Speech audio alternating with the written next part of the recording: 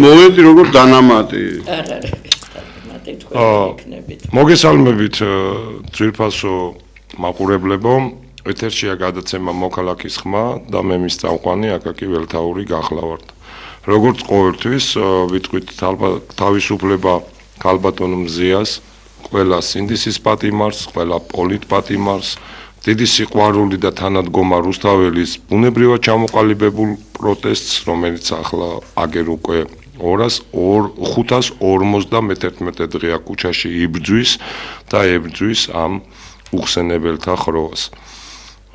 ჩვენ დღეს გვექნება გადაცემა იმ ძალიან ცუდ განცხადებაზე, ჩემის აზრით, იმ გამოხტომაზე, რაც იკადრეს 26 მაისს, ამ დიდებულ დღეს, ამ დამოუკიდებლობის დღეს, ერის თვითგამორკვევის დაწყების დღეს და ეს იყო ის, რომ მე-20 საუკუნის მეორე ნახევარში, ჩემო ძვირფასებო, საქართველოს ყოლია, ეხლა მე მეცნიერებზე არ გავამახვილებ ყურადღებას, თორე დიდი ხალხი როგორ არ ყოლია, მაგრამ გამორჩეული ამათგან პატრიოტობით, ეროვნული ბრძოლით იყო ორი დიდი ადამიანი, ეს გახლდათ ბატონი ზვიად გამსახურდია და მერაბ კოსტავა, რომელიც ჩემის აზრით ყველა ქართველმა იცის, ყველა ოჯახმა იცის და მას გაუთანაბრეს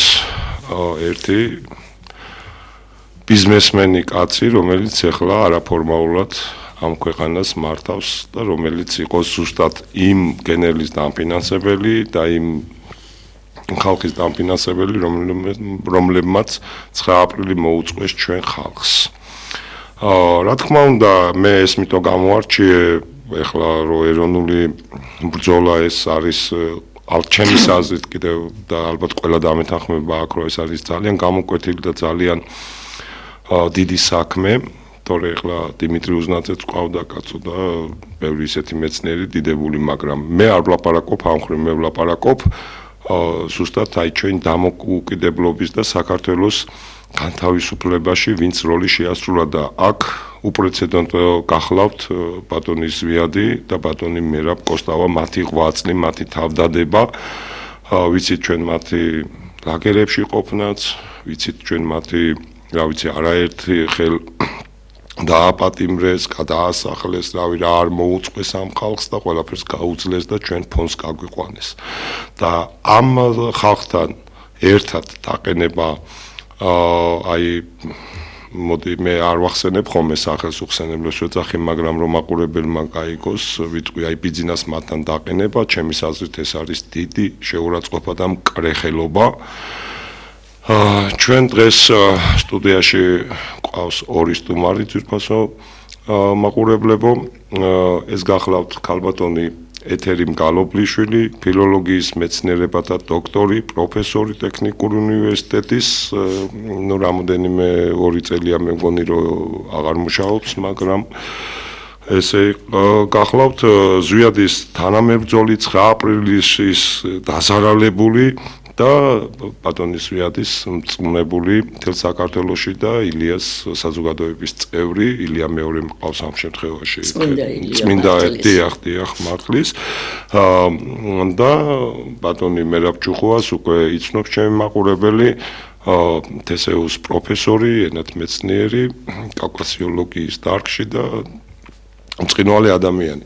მე დავიწყებ ჩემს კითხვას, ჩემს გადაცემას თქვენ ქალბატონო ეთერი და მე აი პირდაპირ გითხავთ, მინდა ხაზი გაუსვა, აი რა მოვლენა არის ეს, როდესაც და საერთოდ რა გამოხტომასთან და რასთან გვაქვს საქმე, როდესაც ვიღაც მავანები, ეს იმედის ტელევიზიამ გააკეთა, თქვენ შეგიძლიათ გადაამოწმოთ, ეს კარდის დაიდო, ყველაფერი დაიდო.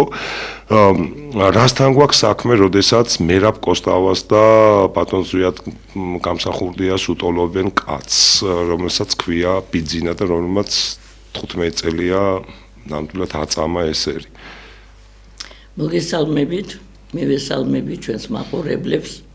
პირველ რიგში მინდა მიულოცო ბავშვებს, ვინაიდან დღეს არის ბავშვთა დაცვის საერთაშორისო დღე და ყველას ვუსურვო, რომ მუდმივად იყვნენ დაცულები და მუდმივად იყვნენ კარგად მუდმივად გრძნობდნენ დაცვას განსაკუთრებით საქართველოში მცხოვრები ბავშვები რომ მუდმივად იმსახურებდნენ ყურადღებას უფრო მეც და ემპათიას განსაკუთრებით ის ბავშვები რომელთაც აქვს ჯანმრთელობის პრობლემები და მეტი ყურადღება ჰქონდეთ მათ არა მხოლოდ სახელმწიფოსგან, არამედ ყველა რიგითი მოქალაქისგანაც. იცოცხლეთ ქალბატონო ეთერი მეც აი წამით ვისარგებლებ, მეც უერთდები შემავიწლა მაპატიეთ მაყურებლებო დღეს ბავშვთა დაცვის დღე არის და კი ვიცით რამდენი 53 ღამეს ათენებენ დიუშენით დაავადებული ბავშვთა მშობლები კანცელარიასთან ერთი კაცი არ გამოსულა, არც გახსენებიათ.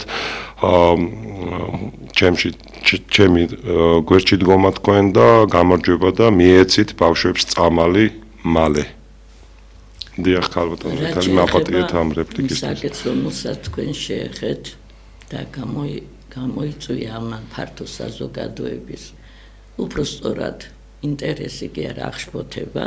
დიახ, ეს გახლავთ რომ ესე იგი იმედმა გაუშვა როგორც ჩანს ეს ფოტო სადაც გამოსახული არის ბატონი მერაბი, ზვიადი და ივანიშვილი. როდესაც ვინმეს ან რამეს ერთმანეთს ადარებენ, ან ტოლობის ნიშანს სვამენ, მაშინ რა თქმა უნდა რაღაც მსგავსება ნამდვილად უნდა იყოს ამ ადამიანებს შორის. ფიზიკური მაინც. ფიზიკურს არ გულისხმობ. ეს ხუმრობით ქალბატონო. რა თქმა უნდა ფიზიკურს არ გულისხმობ. გულისხმობ მათ მიზნებსა და ამოცანებზე, მათ ცხოვრების წესს გულისხმობ, მათ ხვაწლს გულისხმობ, მათ საქმიანობას გულისხმობ ზოგადად არა მხოლოდ პოლიტიკაში რა თქმა უნდა და ვინაიდან ამან პირადად მე ძალიან აღმაშფოთა მე არ შეუდგები ახლა აქ პარალელების გავლებას რომელიც მნიშვნელოვანია მსგავსებისა და განსხვავების წარმოსაჩენა ზოგადად პარალელებს ავლებენ ეს ჩვეულებრივი ამბავია იმ მარტივი მოტივით რომ ეს მეტად დიდი პატივი იქნებოდა ივანიშვილისთვის რომ მე პარალელები გავალო ბატონ ზვიაცა მერაბსა და ივანიშვილს შორის ამიტომ მე ამას არ ვაპირებ დღეს თქვენი სტუდიაში მე მინდა მხოლოდ ვისაუბრო იმაზე და თავისთავად მაყურებელი ყველა მიხვდება ვინც არ უნდა იყოს ეს მაყურებელი რომელი პარტიის მომხრეც არ უნდა იყოს ივანიშვილის პარტიის წევრიც არ უნდა იყოს მე რასაც ვიტყვი ბატონ ზვიაძე ვიტყვი მხოლოდ კიდევ გავიმეორე პარალელებს არ გავავლებ რადგან მიმაჩნია დიდი პატივი იქნება ივანიშვილისთვის და შემდეგ თვითონ იფიქრონ რა მსგავსება არის მათ შორის განსხვავებებზეც არ ვისაუბრო ბატონი ზვიადი 12 წლის ასაკიდან ფიქრობდა საქართველოზე და საქართველოს განთავისუფლებაზე და ქართველ ხალხზე. ეს იყო რაც შეეხება პოლიტიკურ ასპექტში და ჭრილში ამ კუთხით რომ განვიხილოთ, მაგრამ ბატონი ზვიადი გარდა ამისა მართალია საზოგადოების დიდი ნაწილი უფრო ამ კუთხით იცნობს პოლიტიკური კუთხით, მაგრამ ბატონი ზვიადის მოღვაწეობა, საქმიანობა იყო ძალიან ფართო, მრავალმხრივი, საინტერესო, ღრმა, რთული, ისეთივე რთული, საინტერესო და ღრმა, როგორიც იყო მისი ცხოვრება. გარდა პოლიტიკისა, ბატონი ზვიადი იყო უდიდესი მკვლევარი, ლიტერატორი, თარგმნელი, მეცნიერი, პოეტი და კიდევ მრავალი ერთი სიტყვით ვიტყვი, რომ ის იყო ცოცხალი ენციკლოპედია. ყველა სფეროში და ყველა დარგში, ვისაც კი მასთან ოდესმე უსაუბრია, ყველა დაადასტურებს ამას. რა საკითხზეც არ უნდა გესაუბრათ მასთან, ის ყველა სფეროში ერკვეოდა. რაც შეეხება პოლიტიკას, რომელიც დღეს უკვე როგორც შეადარეს, როგორც ვიცი, ალბათ როგორც ერისკაცები, როგორც პოლიტიკოსები, საზოგადო როგორც საზოგადო მოღვაწეები, როგორც ქვეყნის განმანთავისუფლებლები ალბათ, რა ვიცი. ქვეყნისთვის თავისუფლების და დამოუკიდებლობის მოპოვებლები, როგორც დიდი ბუმბერაზები. დიახ, როგორც დავიწყე იმით გავაგრძელებ, რომ ზვიად გამსახურდია, როდესაც საქართველოს თავისუფლებაზე საუბრობდა მერაბ კოსტავასთან ერთად, იმ დროს ქვეყანას ეძინა. თავისუფლებაზე საუბარი იყო შიშის მომგვრელი. ეს იყო კომუნისტების პერიოდი. უფრო შემდგომ, როდესაც 12 წლის შემდეგ 16-ის გახდა ბატონი ზვიადი, ის უკვე დააპატიმრეს. სწორედ იმის გამო, რომ მან დაიწყო საქართველოს დამოუკიდებლობა. თუ არც ერთი გორგასლიანი იყო რაღაც საზოგადოება დიახ. და ამის გარდა ის გარიცხეს მწერალთა კავშირიდან. იმიტომ რომ ის ძირს უთხრიდა საბჭოთა წყობილებას. ეხლა მე მის წარსულზე ვსაუბრობ, იმიტომ რომ როდესაც ადამიანზე საუბრობ, მაშინ რა თქმა უნდა და გამოყოფ ცალკეულ შტრიხებს, მისი განვლილი გზა არის მთავარი, არა? დიახ. რომ ვირწმუნოთ ჩვენ მისი და სწორედ ქართველმა ხალხმა მაშინ, აი როგორც დევნიდნენ ფაქტიურად მუდმივ დევნაში იყო ზვიად გამსახურდია და მერაბ კოსტავა, სწორედ ამ იდეოლოგიის გამო, რასაც საქართველოს დამოუკიდებლობა და თავისუფლება ერქვა. ბევრს მაშინ მე ვგულისხმობ ინტელიგენციას, ეს მიაჩნდა სრულიად არარეალურად. უტოპისტებს ეძახდნენ მათ. ეს ჩემთან საუბარშიც ბევრჯერ უთქვამთ მაშინდელ საზოგადო მოღვაწეებს, პოლიტოლოგებს, რომ ეს იყო იდეა, რომელსაც ხორცი არასდროს შეესხმებოდა. მაგრამ იდეა თუ ის არის ნამდვილად მისაღები და მისთვის იბრძვის გულწრფელად ადამიანი, ის იდეა ყოველთვის განხორციელდება და ბატონმა ზვიადმა და მერაბმა თავისი ცხოვრების წესით დაამტკიცეს ის, რომ აი 30 წლიანი ბრძოლის შემდეგ მათ ნამდვილად ქართულ ხალხს მოუტანეს ის, რასაც პირდებოდნენ. ეს იყო საქართველოს დამოუკიდებლობა და თავისუფლება. იმ დროსაც იყვნენ ადამიანები ოპოზიციაში, რომლებიც გაყვიროდნენ, რომ ჯერ დემოკრატია გვინდა. ყავდათ უღირსი ოპონენტები ბატონ ზვიადს და ჯერ დემოკრატია და მერე თავისუფლება. მაგრამ ბატონი ზვიადის გზა იყო, რომ ქვეყანა, რომელიც თავისუფალი არ არის, იქ დემოკრატია ვერასდროს ვერ იქნება. რა თქმა უნდა, რა თქმა უნდა. და მასების აყოლიება ბატონო აკაკი მაშინ არც ისე ადვილი იყო.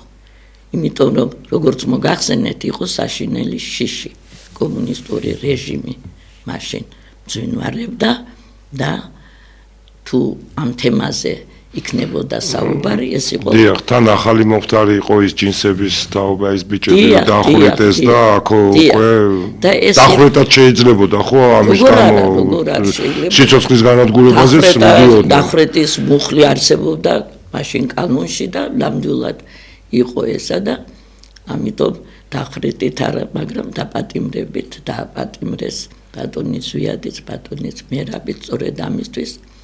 მაგრამ მოხდა ის, რომ ქართველმა ხალხმა საბედნიეროდ გამოიღვიძა ეს იდეა, აიტაცა.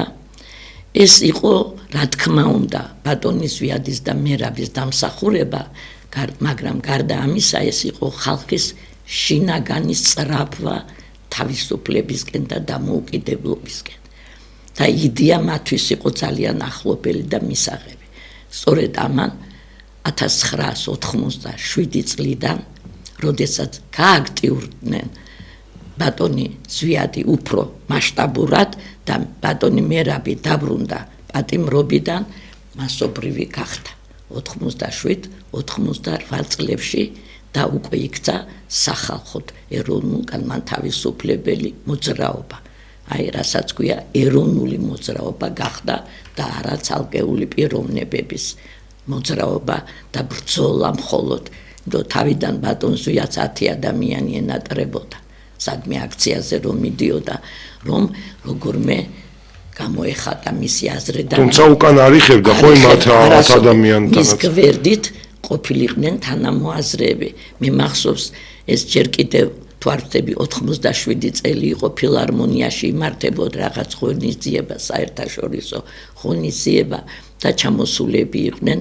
უცხო ქვეყნიდან ამერიკიდან კონგრესმენები და სხვადასხვა და ბატონ ზვიაც უნდა სწორედ მაშინ მოეწყო აქცია რომ აი საქართველოს თავისუფლებისთვის პლაკატები გამოეტანა და ეძებდა ადამიანებს და სულ 10-ოდე ადამიანი აღმოჩნდა ვინც მას გაყვა ამ ლოზუნგის ქვეშ და ამ მოთხოვნის თუმცა მოაწყო იმიტომ რომ რაოდენობას მაშინ ესეთი მნიშვნელობა არ ქონდა მთავარი იყო მისთვის გამოეხატა ის პროტესტი ან ის მოთხოვნა დაეფიქსირებინა რაც მას სურდა მაგრამ იცით ის ტრაგიკული 1989 წლის 9 აპრილის სისხლიანი კვირა ტრაგედია და ამან რა თქმა უნდა მძლავრი ძალიან მნიშვნელოვანი გარდატეხა მოახდინა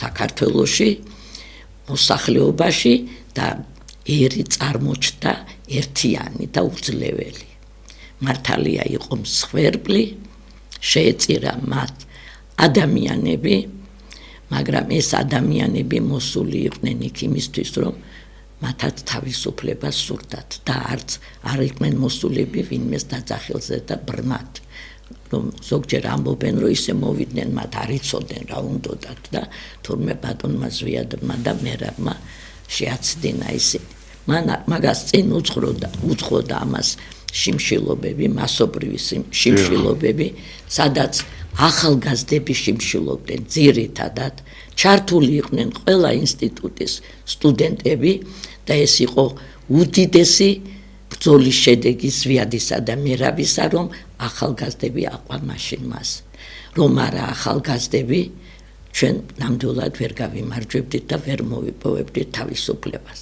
და ამ ახალგაზრდების წყალობით მოხდა შემდეგ 9 აპრილის შემდეგ ეს დიდი ერთიანობა რომელსაც შემდეგ მოყვა ის რომ ეროვნული ძალა მოვიდა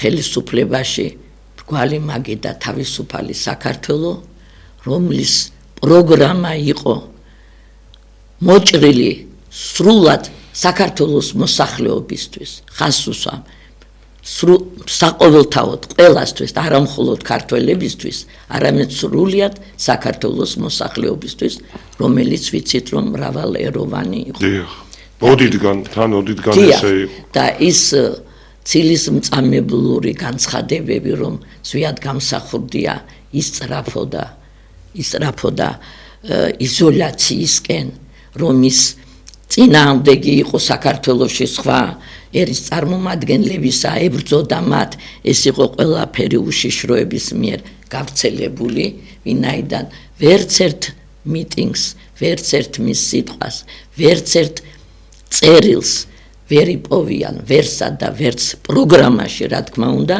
სადაც ის ამას ამბობს არსად ის მუდამ თანასწორობის მომხრე იყო და ეს აისახა მრგვალი მაგიდის პროგრამაში რომელიც არსებობს და მოსახლეობას ახალგაზრდებს განსაკუთრებით კვლავ შევახსენებ რომ მე პირადად გამოვეცი მრგვალი მაგი და თავისუფალი საქართველოს პოლიტიკური პარტიებისა და ორგანიზაციების პროგრამა ერთიანა და მრგვალი მაგიდის პროგრამა სადაც მათ შეუძლიათ გადახედონ და ეს პროგრამა დღესაც ყველაზე მნიშვნელოვანია და ნებისმიერ პარტიას ეროვნულს ვისაც სურს რომ საქართველო გამოვიდეს მდგომარეობაში ამაზე უკეთეს პროგრამას ვერ შექმნის ეხლა მე დიდხანს რომ არ გამიგრძელდოს საუბარი და ბატონ მერაბიც ჩაერთოს მე ჯობია მე ერთ მაგალითს მოვიტან ესე ფაქტებით ვისაუბროთ ჯობია რომ ჩვენ ვინმე მიკერძოება არ დაგვაბრალოს, კიდევ ხაზ გაუსვამ, ზვიად გამსახურდია, რასაც დაპირდა ქართველ ხალხს. მან ის ყველაფერი შეასრულა ბრწყინვალედ. ზვიად გამსახურდიას ლექსიკაში არ არსებობდა მე. არ არსებობდა. ის იყო ჩვენ და საქართველო და ჩვენი სამშობლო. არასოდეს წარმოუჩენია მას თავი. მას არასდროს არავისთვის არ შეუდარებია საკუთარი თავი. არასოდეს ქართველი ხალხი არ მოუტყუებია. მისი ერთადერთი ყველაზე ბასრი მახვილი მტრის წინააღმდეგ მიმართული იყო სიმართლე. სიმართლე და სიმართლე. და ამიტომ შეიყვარა ის ქართველმა ხალხმა მისი სიმართლისთვის, მისი თავგანწირული ბრძოლისთვის, იმისთვის რომ ის პირნათელი იყო ქართველი ხალხის წინაშე. ვერ იტყვიან რომ ეს დაგვპირდა და მან ეს არ შეასრულა. მან მოგვატყუა.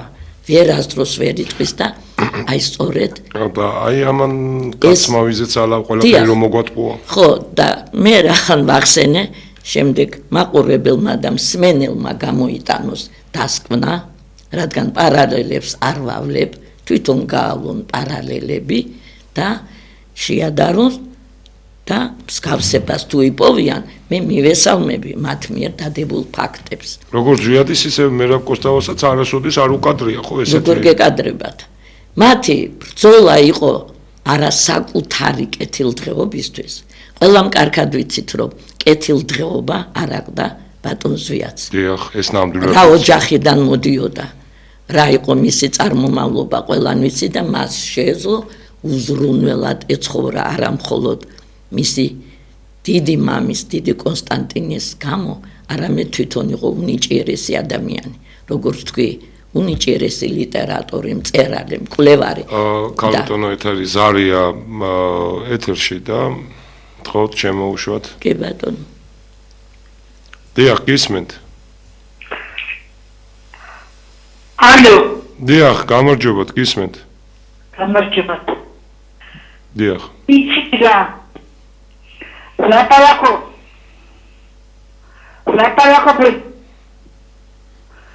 ხალე პინო. ალო.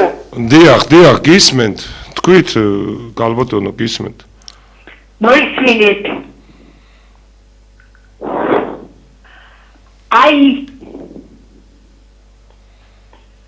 რომ ლაპარაკობენ ხალე თემატონო.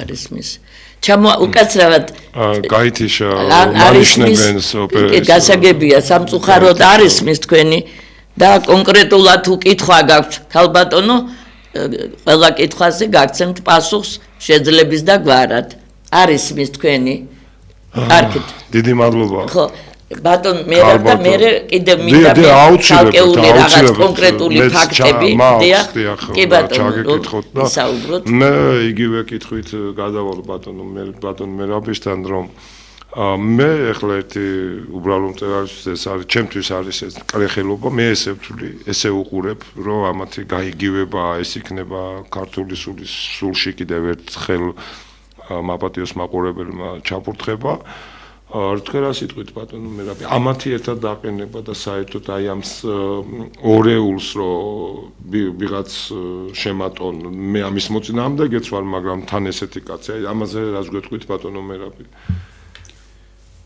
ეს არის ყოველად დაუშვებელი და წარმოუდგენელი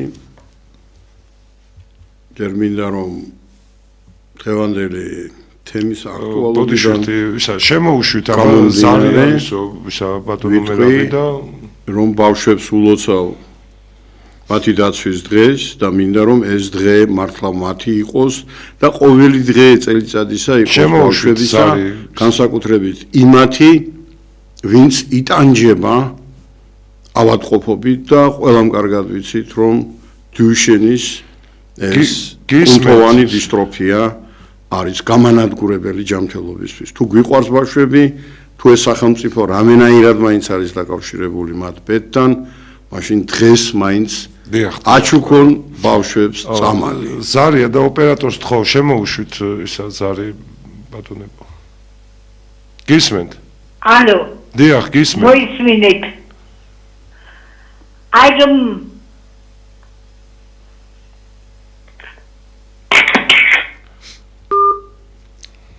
ძალიან ხალხი. დიახ.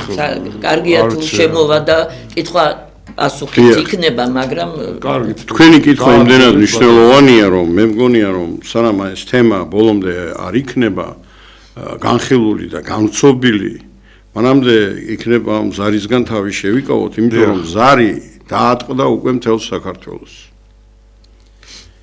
ივანიშვილს უნდა ზარზე იმით ცხოვრობდეს სამშობლო ჩვენი საქართველო ქვეყანა, რომელიც არის გამხმარი კუჭის გაღატაკებული მოსახლეობის და უბედური მოქალაქეების ქვეყანა. სახელმწიფო ასეთი ჩვენ არ გვაქვს. ზვიად გამსახურდია მერაბ კოსტავასთან ერთად მხოლოდ 40 წლიანი ბრძოლის შემდგომ მიაღწია ქვეყნის სახელმწიფოებრიობის ხელახალ დაფუძნებას. და ეს იყო მართლა გზა განწმენდის, ბრძოლის, იდეების ხალხში გატანის და როდესაც ქართველმა ერმა ქვეყნის მოსახლეობამ დაიჯერა ზვიად გამსახურდიას და მერაბ კოსტავას იდეები დიდი რომანტიკოსებისა, რომლებმაც შესწირეს practicულად თავიანთი პირადული სიცოცხლე და თავიც, როგორც შემდგომ აღმოჩნდა, არა მხოლოდ ჯანმრთელობა, არამედ მოუსწრაფეს, სიკვდილით ორთავეს მოუსწრაფეს სიცოცხლე ამ სახელმწიფოს აუქმებს ივანიშვილის. ნახეთ, ესე იგი 70 წელი კომუნისტებისა, მანამდე ბოლშევიკების 120 წელი და ეს ყველაფერი ზვიად გამსახურდიამ და მერაბ კოსტავამ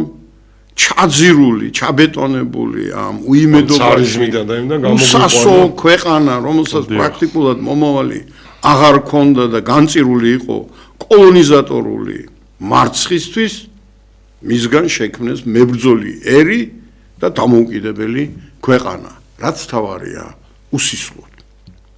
მათი იდეალი იყო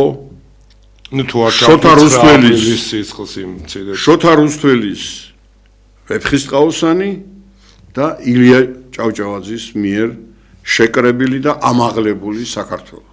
მაგრამ ეს ყველაფერი მაშინ იყო ვირტუალური საქართველო. საქართველო ოთახებში, განსაკუთრებით სამზარეულოში, სუფრებზე ყველას უყვარდა. ტრიბუნებთანაც კი. მაგრამ დადგა დრო, როდესაც განკითხვა არსებული სიტყვის მიერი პატრიოტიზმისა და რეალური პატრიოტებისა დრომ გამოავლინა.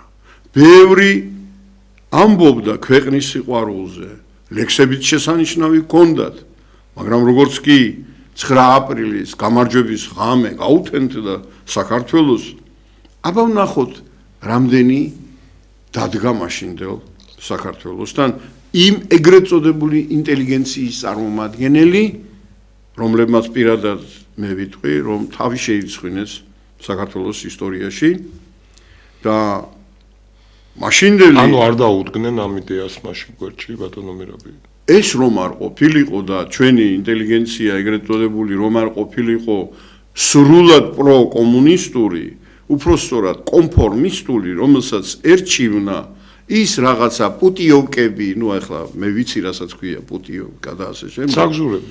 დიახ, ყველა არა, საგზური ეს ქართულია და ისე როგორც ზვიად გამსახურდი ამკვიდრებდა ქართულ ტერმინოლოგიას დაწყებულს მე-19 საუკუნეში სისხლითა და ოფლით მოპოვებულს თერგდალეულების მიერ, შემდგომ გაგრძელებულს ბერიძეების და სხვა უკოლ ბერიძე მყავს ხედველობაში და სხვა ახვლედიანი ტოფურია მრავალი სხვა ამკვიდრებდნენ ქართულ ტერმინოლოგიას, მაგრამ ისინი ამ ტერმინოლოგიით, აი ამ ცხოვრების წესით, რომ იყოს ყოფა და ბრძოლა ქართული, არ ცხოვრობდნენ. ეს იყო არსებულ რეჟიმთან თანამშრომლობის კომფორტი. რასაც ქონდა უკუგება. ერთ-ერთი მათგანი იყო ივანიშვილი. აბა დავიხსენოთ თქვენ 9 აპრილი ბრძანეთ. 9 აპრილს ეხლა გაგვიფორმეს რომ თურმე უცხო ქვეყნის ძალებმა და არა მხოლოდ არა ბატონო რუსულმა ერთი წამით მე ვამბობ აი ამ უძღეურების წარმოთქმას თორე გავშიფრავ ამას განმარტავ უფრო სწორად რომ რუსები კი არ იყვნენ მაშინ სხვებმაც იყვნენ თურმე ბალტიისპირელებიც ყოფილან აი ეს სისულელე უნდათ რომ დღეს ჩვენ დაგვაჯერონ მაგრამ მე ვსვამ კითხვას იმ როდიონოვთან და იმ გენერალთან ლებედთან რა ურთიერთობა ქონდა ივანიშვილს რატომ აფინანსებდა ლებედს აი ამ სისხლიანი ოპერაციის სამხედრო ხელმძღვანელს რომელმაც ფეხქვეშ გათელა ჩვენი ახალგაზრდობა და სკოლის მოსწავლეები სხვა რომ არაფერი იყოს სკოლის მოსწავლეები და სტუდენტები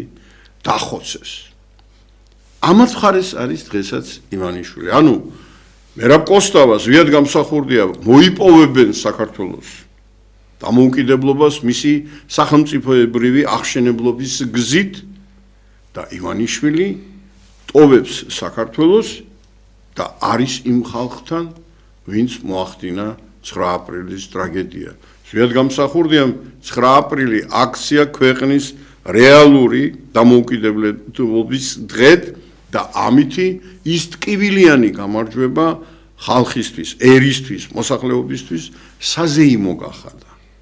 და გახსოვთ ხომ მისი სიტყვები, რომ დაგცხერიან მათი სულები 9 აპრილს. დიახ, დიახ, ნამდვილად.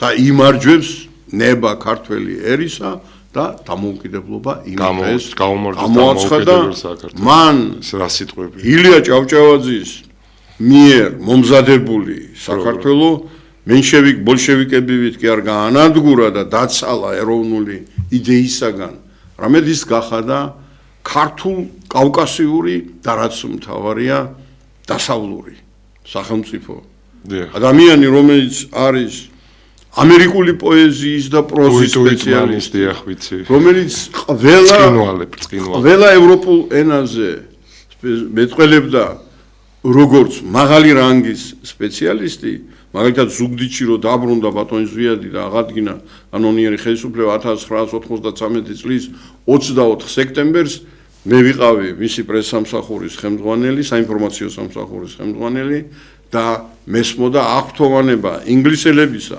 ფრანგებისა და გერმანელებისა, ვინაიდან ის ყველას საკუთარ ენაზე და მახსოვს ერთი ფრანგი ახალგაზრდა ბიჭი ჩაუჯინდა მას და სპეციალურად ჩაიწერა მისი ფრანგული მეტყველება. ნუ ბატონ ზვიადს ეს დიდად არ სჭირდებოდა, იმიტომ რომ ჩვენ ნახეთ თბილისში ფილარმონიის დიდ დარბაზში, როდესაც არ გამოჩნდა მთარგმნელი, მან ლექცია წაიკითხა საქართველოს სულიერ მისიაზე 4 ენაზე. ჯერ ქართულად, მერე გერმანულად, მერე ინგლისურად, მერე ფრანგულად და ბოლოს აღმოჩნდნენ ისე როგორც ქალბატონი იქნება ამანაც იცის ერთი ენა და მიტო ადარებენ. ამან არც ერთი ენა არ იცის. მე მეგონა რომ მან რუსული რაღაც დონეზე მაინც იცოდა და გაუგნდი, როდესაც თქვა რომ я смотрел вашу გადაცემу. თქვენ წარმოგიდგენიათ ეს უციგნური პროვინციელი უვიცია ეხლა ნუ და ეს ნამდვილი პროვინციელია. პროვინცია ჩემთვის სალანძღავის სიტყვაა, იმიტომ რომ ეს სოფლელს არ უდლის, არავითარ შემთხვევაში სოფლელი ჩემთვის არის პერიფერია. პროვინცია არის ის, ვინც ვერ გამოვიდა იმიდან და ივანიშვილი ვერაზროს ვერ გამოვა თავისი ნაჭუჭიდან. მას ეკუთვნის საკუთარი თავის ერთ წინადადებაში წყინვალედ და უმოკლესად როგორ მოახერხა მიკვირს, მაგრამ მაინც როგორც ეთყობა მაშინ ის იყო ყველაზე ერთგული თავისი შინაგანი მწამსისა, როცა თქვა რომ ერთადერთი რისთვისაც მე ვიბრძვი ეს არის დავიბრუნო ჩემი ფულები და არა ის რომ რამენაირად ვარგო ჩემს ქვეყანასო. თქვენ წარმოგიდგენთ? დიახ, ეს პირდაპირ ეთერში აქვს. აი ამ სიტყვების ავტორი რომელიც სიცოცხლეში და ცხოვრებაში ბევრად უფრო მეტ სისაძაგლეს ჩადის, ვიდრე ეს სიტყვებია, გამოსახეს ზვიად გამსახურდიას და მერაბ კოსტავას. გვერდით და გვიმტკიცებენ, რომ ესენი არიან ერის შვილები. თქვენ წარმოგიდგენიათ ზვიად გამსახურდიას პასუხი როგორი იყო, როდესაც მას კითხეს ზუგდიდში. დატოვებთ თუ არა კლავ სამშობლოს? არა. მე დიდხანს მოვდიოდი საქართველოში და არ ვაპირებ აქედან არსად წასვლას. მათ საქართველო უპატრონო გონიათ და მალე იხილავენ მისი პატრონის ძალას. და მართლაც ასე მოხდა. ზვიად გამსახურდია ჩამოსვლის დღესვე გადავიდა, გადაეშვა ფრონტის ხაზზე და შეეცადა გამთლიანება ამ დაპირისპირებული საზოგადოებისა, როდესაც ზვიად გამსახურდიას მოსაკლავად დაძდევდნენ არა მხოლოდ საქართველოში, არამედ აზერბაიჯანში, სომხეთში, შემდგომ ჩეჩნეთში, ვინც ის რამდენი მკვლელი მიუგზავნეს და ამ პირობებში ის მაინც ბრუნდება სამშობლოში და იბრძვის საქართველოსთვის. რომ არა, თუმცა ისევ ჩვენ მოვკალით ბატონო, ისევ ქართველების ხელით. მე მგონია რომ არა მაშინდელი სამყაროს დუმილი და ოდნავი თანაგრძნობა მაინც რო გამოირჩინა. თქვენ გახსოვთ ზვიად გამსახურდია საუბარი ედუარდ შევარდნაძეზე, აი თქვენ მე მთელი ცხოვრება მას უხსენებელს ვეძახდი ლექციებზე, როდესაც მიწევს საუბარი მასზე, ან კონსულტაციები, კავკასიოლოგიის პროგრამის ხელმძღვანელი ვარ, კოორდინატორი და აქედან გამომდინარე, მას როდესაც ვახასიათებ, მომყავს ბატონის ზვიადის სეულის სიტყვები, როგორ ახასიათებს ის ედუარდ შევარდნაძეს, როგორ ცხოვრობდა თითოეულ ქართველს, რომ მას აქვს სერიოზული კავშირები ამერიკელებთან, გერმანელებთან, ფრანგებთან, ბრიტანელებთან, თელს სოფლიოში შეუძლია გაიტანოს საქართველოს დამოუკიდებლობის იდეა და ამბობდა ჩამოვიდეს თხოვთ საქართველოში და გახდეს ჩვენი სახელმწიფოს საგარეო საქმეთა მინისტრი. მაშინ შევარდნაძე უმშევარი იყო და იცით შევარდნაძემ რა უპასუხა, მოკლედ.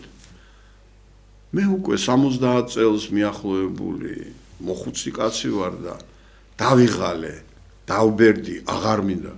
და თურმე ეს კარგად იცოდა ზვიად გამსახურდიამ, რა თქმა უნდა, ამზადებდა სამხედრო კრიმინალურ გადატრიალებას, როდესაც ეს ქართული ენერგიით ახსავსე ბიჭები, ახალგაზრდები შეუსია ზვიად გამსახურდიას იმ კრიმინალებთან ერთად, როგორიც იყო ჯაბა იოსელიანი და სხვა.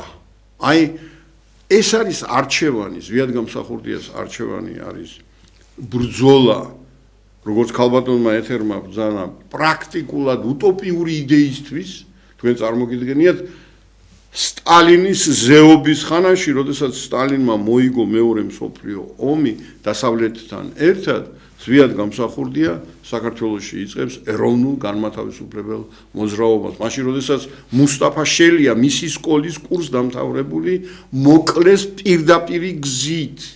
ისიც კარგი მებრძოლი იყო სხვათა შორის და იარაღითვე შეებრძოლა ახალგაზრდა 20-21 წლის ბიჭი. მაგრამ ეს მაგალითი თვალწინ იყო და ამ დროს ზვიად გამსახურდია რამდენი წლის წინ 90 ალბათ არ ვიცი რამდენი წელი გავიდა მას შემდგომ, მაგრამ 51 წელს უკვე ორგანიზაციულად და 56 წელს უნგრეთის აჯანყებას უჭერს მხარს და აქედან იწყება მათი დევნა, იგნორირება, გარიყვა და მერაბ კოსტავა და ზვიად გამსახურდია სხვადასხვა დროს ნობელის პრემიაზე იყვნენ წარდგენილები სხვა საბჭოთა დისიდენტებთან ერთად. სხვადასხვა ეს უმნიშვნელოვანესი ფაქტია და გადახედონ სოფლიოს თავების მიერ დაწერილ დახასიათებას, ვინ იყო მერაბ კოსტავა, ვინ იყო ზვიად გამსახურდია.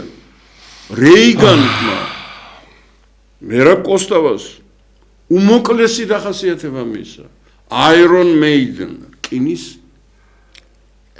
რკინისგან დამზადებული, გაკეთებული კაცი და ზვიად გამსახურდია ესწრებოდა რეიგანისვე მოწვევით მის მეუღლესთან ერთად შეხვედრას როდესაც რეიგანი შეხვდა საბჭოთა კავშირის ეროვნულ განმათავისუფლებელი მოძრაობის ლიდერებს და ზვიად გამსახურდია იყო ადამიანი, რომელიც ჰუმანიზმით გაჟღენტილი მთელი ცხოვრება იბრძოდა ადამიანის უფლებისათვის, ერის და ადამიანის უფლებებისათვის. ივანიშვილი იბრძვის მხოლოდ საკუთარი ჯიბის გასქელებისთვის, ქართველთა გაღატაკებისთვის, ქართული გენეტიკის განადგურებისთვის, მაშინ როდესაც ზვიად გამსახურდიამ და მერაბ კოსტავამ შექმნეს ბრწყინვალე ციკლი საქართველოს სულიერი მისიის შესახებ. მერაბ კოსტავას ფიქრები საქართველოს სულიერ მისიას და ზვიად საქართველოს სულიერი მისია. და ვეფხისტყაოსანზე აქვს გადასავალი ლექციები. აი იმით დავამთავრებ ვეფხისტყაოსნით.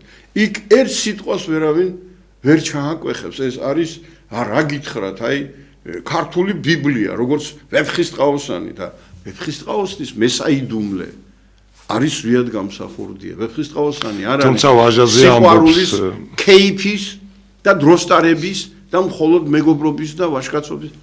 არა, ეს არის უდიდესი ტილო, რომელიც მოიცავს ქართველთა და ქართველების მაგალითზე ალეგორიული ენით კაცობრიობის ღვთაებრივ წოდნას, რომელიც ამ წიგნში არის ჩადებული და რომელიც რუსთველის, ანუ ვეფხისტყაოსნის სახის მეტყველებაში ზვიად გამსახურდიამ გააცოცხლა. ახლა წარმოგიდგენიათ ამ ფონზე ჩვენ საუბრობთ ვაჭრუკანა ხიხოზე, რომლის დარი მტერი მე მგონია რომ ედუარდ შევარდნაძეც ბატონო ზარია და აბა შემოუშვით ესა.